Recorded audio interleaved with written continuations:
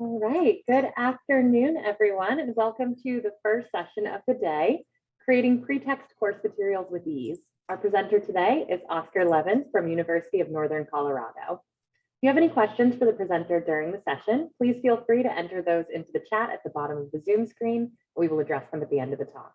And on that note, I'll hand it over to our presenter. Hello, thank you very much. Hi, everyone. I was glad I was able to get in. I was waiting on the page, and last minute I was able to finally join the Zoom. Let me share my screen. I'd like to show you a few things that I've been working on involving PreTeXt, which is a useful piece of authoring software that I have used to create open source textbooks and also course notes. And some recent work I've done on this has made working with PreTeXt a lot easier. So I'd like to show you some of that stuff and show you just how easy it is to get started.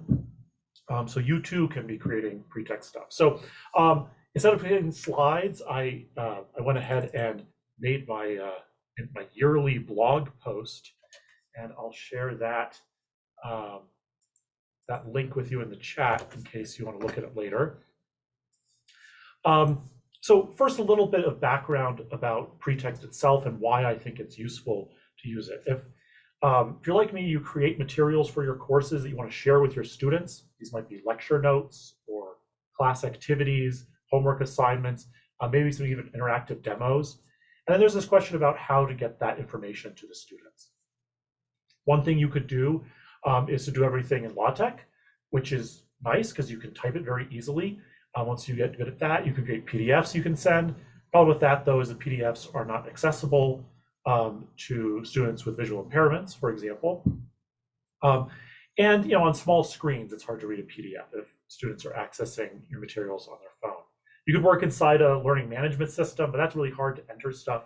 So it'd be nice if there was a better way to do this. And I think PreTeXt is that better way.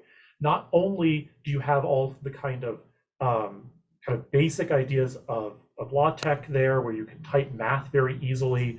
Everything can be cross-referenced automatically. Theorems show up nicely and all that. But you can also create a really nice feature-rich HTML site that looks great on small screens if students are accessing it on their phones. And has some other features. So I want to show a few of the features before I show you how to actually generate them. So my open source textbook here, actually I built it up on this one here. This is the kind of look you get when you compile your source into an HTML page. Nice table of contents. Some of the cool features are, here's an example. If you're a student reading this, we might encourage our students to think about how to solve the problem before they look at the solution right away. Well, the solution to the example is automatically hidden behind this link that pops up and shows you what the solution is there. Same sort of thing can happen with exercises. In this book, I have some, sorry for the scrolling here, I have some exercises that are actually done as web work problems. So you can try to, you can encourage your students to actually try to answer the question and then check their answers. So 3 regular ties, 5 bow ties, how many choices do you have? Well, that must be 8 using the additive principle, then you can check your answers. And yeah, we see we get that correct. It doesn't record the answers, but at least it gives the students the opportunity to interact with the book. Their cross-references you get here are really nice. I can show you that if you look at the index, for example. So what is an atomic statement? Well, if I click on this, it won't take me to that place in the book. It'll show me exactly what that definition is right there. And then you could always go to click in context to go to that part of the book. So if you have references inside your book, you have that nice feature there as well. There are interactive elements you can put directly into the book. Here are some, these are nothing that I did, but just the PreTeXt sample article has some examples of that. You can drag these around here, for example. This is another one of those. Let's see. I'll just show you. So this stuff is actually coded directly in the source. Here's something from d3.js, whatever that is. But you could make this and actually put it inside your book if you knew how to do that. This link that I have, you can actually click on the source. You can see that is the code that was used to create that figure. Probably some learning curve there, but if you want to get fancy, you can do that kind of stuff. You can also put links to embed YouTube videos directly in here. One feature that I really like, this is a remixed version of an open source textbook. Someone else wrote a textbook in abstract algebra. I took the source and I was able to rearrange it, add new content. And one of the bits of new content I added is this activity on Rsa Cryptography. And what I want my students to do is actually to be able to play around with some things. So these have embedded Sage cells. You actually run Sage code directly inside the browser. So here, I just want the next bigger prime greater than 20 and the next bigger prime greater than 30. It'll do that and it'll evaluate those are my two primes. But if I want to, change that number, I can change those numbers and now I get two new primes. So I've created this lab essentially that allows students to interact, and it's all inside the course materials that I've provided for my students. One more interesting thing that you can do with this, this site was created by me and my students. I was teaching a graduate graph theory course, and the project for the course was we all contributed to a common textbook. So students actually wrote code and uploaded versions. So, students wrote up these definitions and then wrote out proofs to various theorems as their assignments, and it all went into a common textbook that they could take with them at the end of the course because the site is still available on the internet. Okay, so you want to have all of these amazing features available, which is great.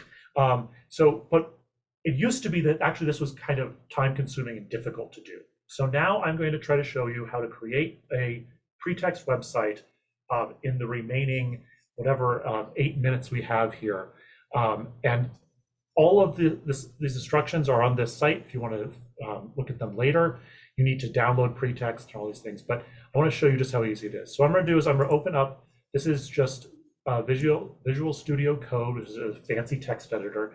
It's free. All of this stuff is freely available and open source.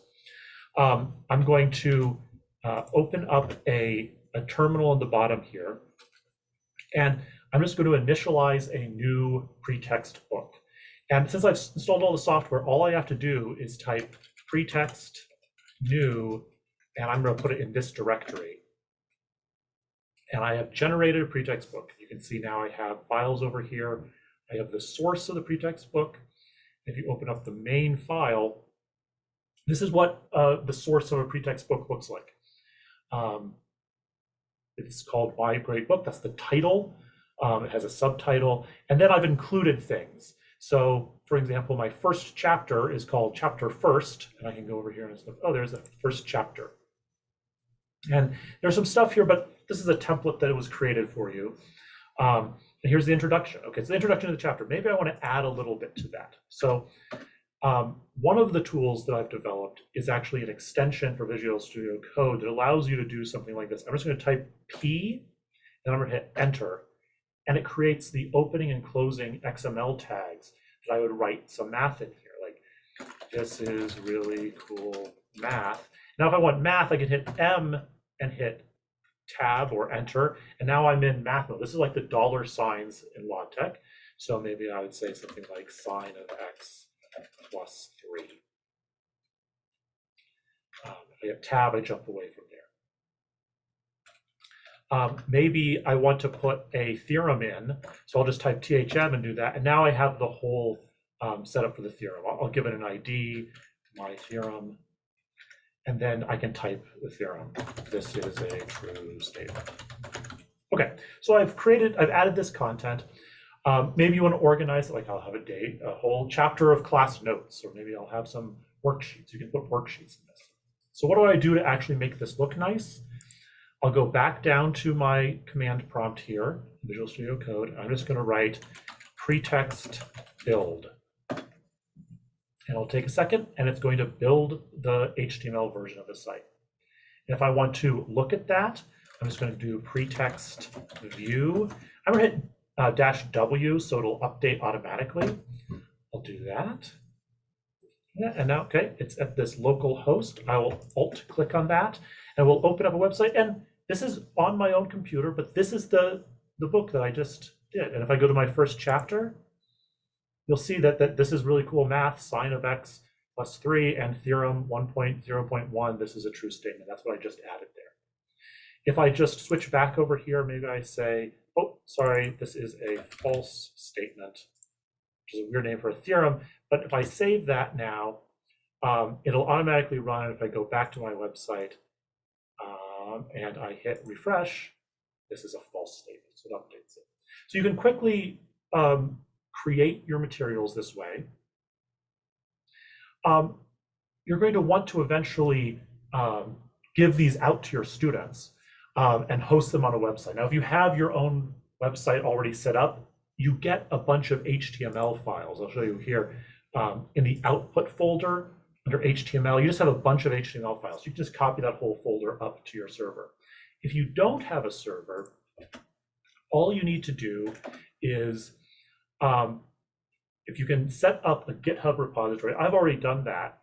What you can right now here do is you can just do PreTeXt deploy. If I do PreTeXt deploy, it'll copy everything up to GitHub using GitHub pages. I have maybe or maybe not actually set up GitHub pages. Let's see, this was for sample course. So if I go to my GitHub, github.com/Oscar11, sample course. So this is a way to store all my projects online. If I go to the settings here and pages, okay, it looks like I haven't done it, but all you have to do to set up a free website through GitHub, it's on this source here. I'm going to go to the main branch, docs folder, I'll save it. And now that site that I just created will be posted at this address.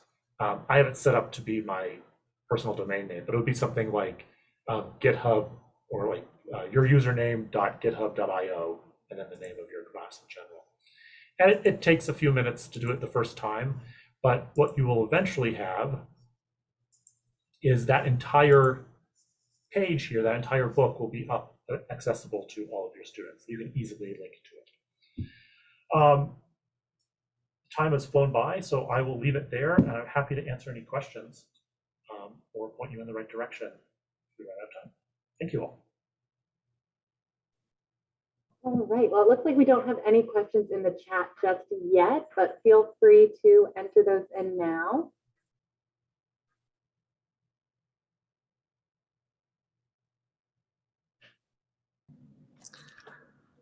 Looks like we've got a few thank yous in there, but no questions yet. Do you want to wrap up just a minute or two early, or do you want to wait a couple more minutes for questions? Yeah, let's see. Mona, you unmuted yourself. Yeah, I just wanted to say thank you. And I actually wanted to ask Joanna if we can just keep this room open or if we need to move to the next talk somewhere else, because I was hoping that each special session is just a meeting that will stay from beginning to end. Yes, this meeting room will remain open for each session until I believe that 6:40, or let me say 4:45. Awesome. So people can just stay here if they want to watch Kate's talk afterwards. I think Kate is the one that's following Oscar, or they can browse around for the other session. Exactly. But thank you, Oscar. It's amazing to see how far away tech has come, to be honest with you. I did have a question. Yeah. About accessibility. Would this be accessible for like non-sighted students? Yes, that's an excellent point. The HTML that you get here is, they've paid a lot of attention to accessibility. And because the math is done in MathJax, and MathJax has gotten really good about voice to text or text to voice, I guess, if you have a screen reader, even through the free one through Chrome, You can navigate all of this just using your keyboard.